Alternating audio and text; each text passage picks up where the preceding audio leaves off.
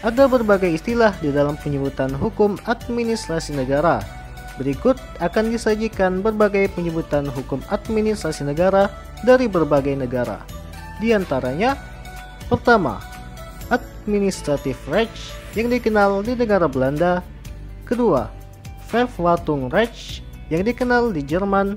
Ketiga, Right Administrative yang dikenal di Prancis. Dan yang keempat, Administrative Law yang dikenal di negara Inggris. Seperti yang kita tahu, dahulu Indonesia merupakan daerah jajahan Belanda, sehingga hukum administrasi negara Indonesia mewarisi terjemahan dari Belanda. Namun, untuk menerjemahkan Administrative Recht dari hukum Belanda ini, para ahli hukum di Indonesia belum ada kata sepakat. Berikut beberapa penyebutan istilah Administrative Recht atau hukum administrasi negara oleh para ahli hukum Indonesia. E. Utrecht menyebutnya hukum administrasi negara Indonesia. W. F. Prince menyebutnya hukum tata usaha negara Indonesia. Widjono Projodikoro menyebutnya hukum tata usaha pemerintah.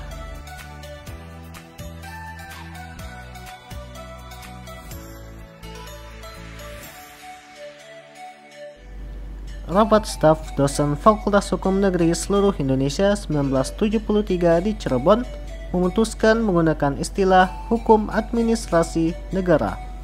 Surat Keputusan Mendikbud nomor 31 tahun 1983 tentang kurikulum inti program pendidikan sarjana hukum menggunakan istilah hukum administrasi negara dan lain-lainnya dengan tidak menutup kemungkinan menggunakan istilah lain. Lantas, apakah yang dimaksud dengan hukum administrasi negara? Pertama, J.H.A. Lokman mengatakan hukum pemerintahan atau hukum administrasi negara sebagai seperangkat norma-norma yang menguji hukum istimewa yang diadakan untuk memungkinkan para pejabat melakukan tugas mereka yang khusus. Kedua, Sir W. Ivor Jennings mengemukakan bahwa hukum administrasi negara adalah hukum yang berhubungan dengan administrasi negara. Hukum ini menentukan organisasi kekuasaan dan tugas-tugas dari pejabat-pejabat administrasi. Menurut Rule of Cronenberg, hukum administrasi negara adalah hukum yang mengatur susunan dan wewenang khusus dari alat perlengkapan badan-badan seperti kepegawaian, peraturan wajib militer, peraturan mengenai pendidikan atau pengajaran, peraturan mengenai jaminan sosial, peraturan mengenai perumahan, pengaturan perburuhan, peraturan jaminan orang miskin, dan sebagainya. Selain itu, masih banyak lagi pengertian hukum administrasi negara dari berbagai tokoh seperti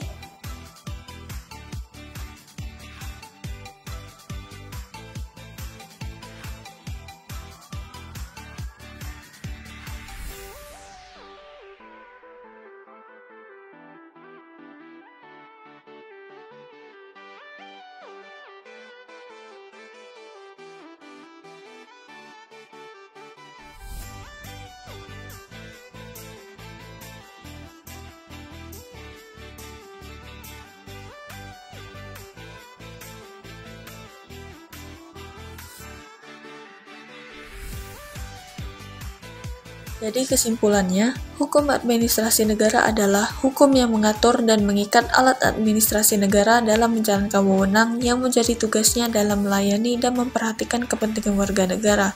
Hukum administrasi negara sangat penting dan dibutuhkan dalam penyelenggaraan kekuasaan negara oleh administrasi negara, sebab keberadaan hukum administrasi negara berperan dalam mengatur wewenang, tugas, dan fungsi administrasi negara, serta untuk membatasi kekuasaan yang diselenggarakan oleh administrasi negara.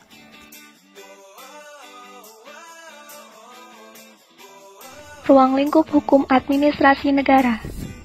Prajudi Atmosudirjo mengemukakan ada 6 ruang lingkup yang dipelajari dalam hukum administrasi negara, yaitu 1. Hukum tentang dasar-dasar dan prinsip-prinsip umum dari administrasi negara. 2. Hukum tentang organisasi negara. 3. Hukum tentang aktivitas-aktivitas dari administrasi negara, terutama yang bersifat yuridis. 4. Hukum tentang sarana-sarana dari administrasi negara, terutama mengenai kepegawaian negara dan keuangan negara.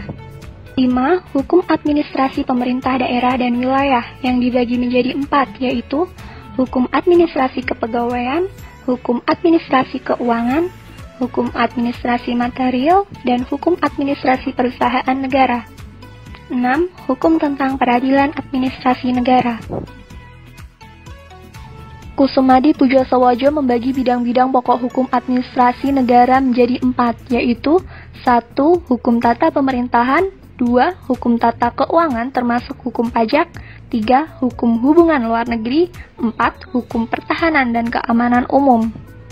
Walter Burkhardt menyebutkan bidang-bidang pokok bagian dari hukum administrasi negara, yaitu 1. Hukum kepolisian, berisi aturan-aturan hukum yang mengandung norma untuk bertingkah laku, bersifat larangan atau pengingkaran, dan mengadakan pembatasan-pembatasan tertentu terhadap kebebasan seseorang guna kepentingan keamanan umum.